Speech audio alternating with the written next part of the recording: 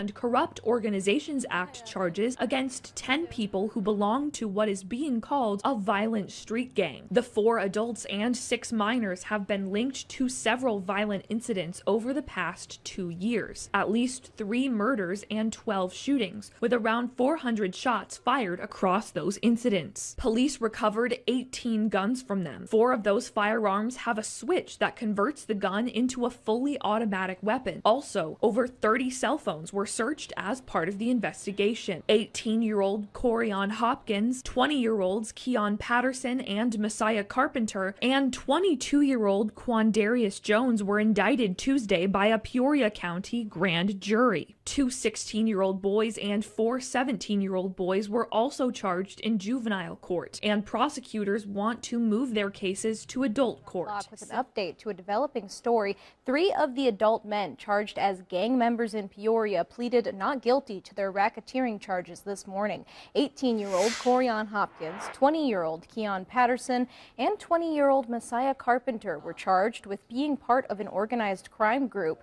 Those charges are a first for Peoria County. The Snakes have emerged in recent years as one of Peoria's most dangerous street gangs, tied to multiple deletions and a series of reckless shootings.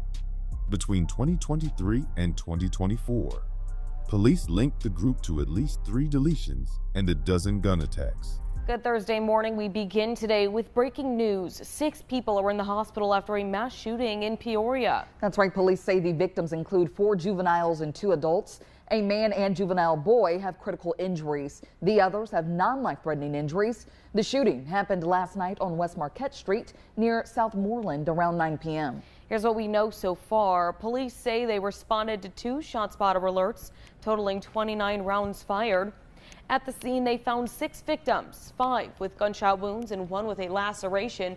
They were all sent to the hospital within minutes. A 22-year-old man is in jail after being arrested in connection with a deadly shooting in Peoria nearly 2 years ago that left 4 others with gunshot wounds. Giovanni Williams Jr. being booked into the Peoria County Jail today. 16-year-old Antonio Walker and 4 others were shot. Walker died about a month later from his injuries. It appears the shooting was part of an ongoing feud between the 2 rival groups, which were both linked to multiple shootings over the years. The first high-profile case came on April 9, 2023, when 16-year-old Antonio Walker was gunned down in South Peoria. Prosecutors later charged 22-year-old Nassan Booker with Walker's demise, identifying him as a member of the Snakes. An after-prom party turned violent. Peoria County Sheriff Chris Watkins says 48 rounds of gunfire were fired at Valley Lake Center in rural Chillicothe around 1 a.m. Sunday morning. Deputies say a fight had broken out in the parking lot. That violence left an 18-year-old boy shot in the head, and deputies report the victim had a weapon in his waistband, later traced as stolen from Texas. Developing story. A 16 and 18-year-old are in custody for a post-prom shooting from last April in Chillicothe. The 16-year-old boy and Corian Hopkins have both been charged with aggravated battery with a firearm and for not having a FOID card. Shots rang out just before 1 a.m. on April 28th at the Valley Lake Center parking lot. Officers found the shooting victim on the ground with a gunshot wound to the head.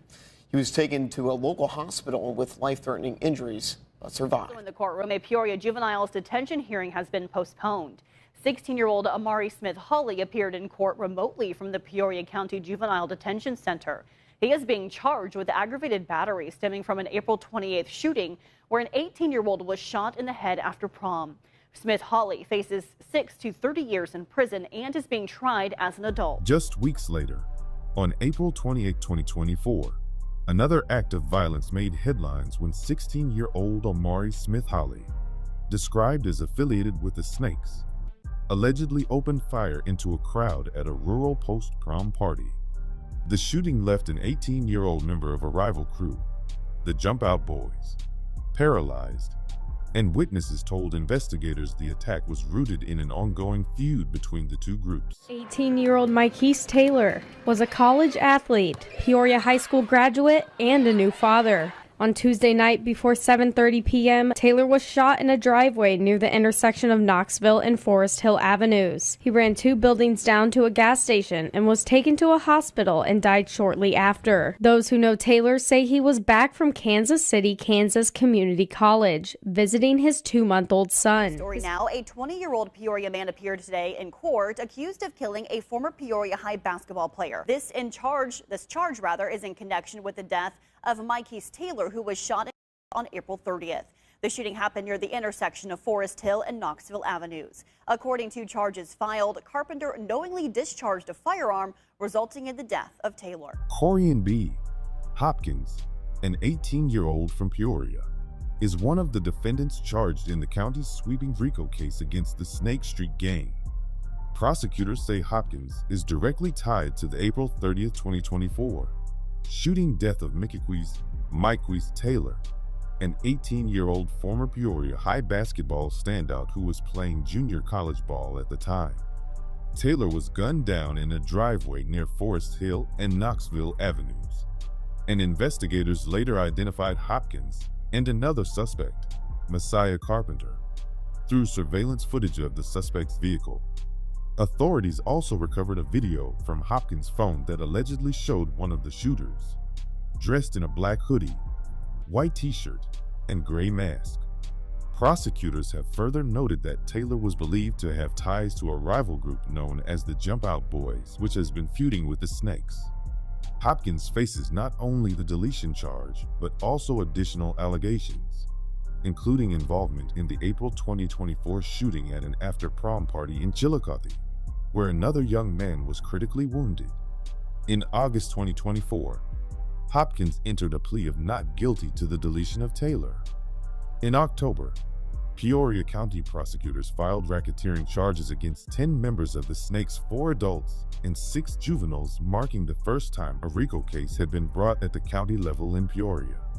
Officials said the group was collectively responsible for a rash of violence stretching back 2 years, which included at least 3 deletions and 12 shootings. During the investigation, police seized 18 firearms from Snakes members, 4 of which had been illegally modified with automatic switches.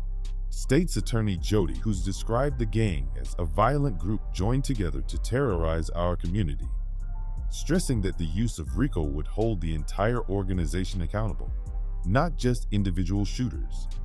The prosecutions carried into 2025 with additional defendants swept into the case.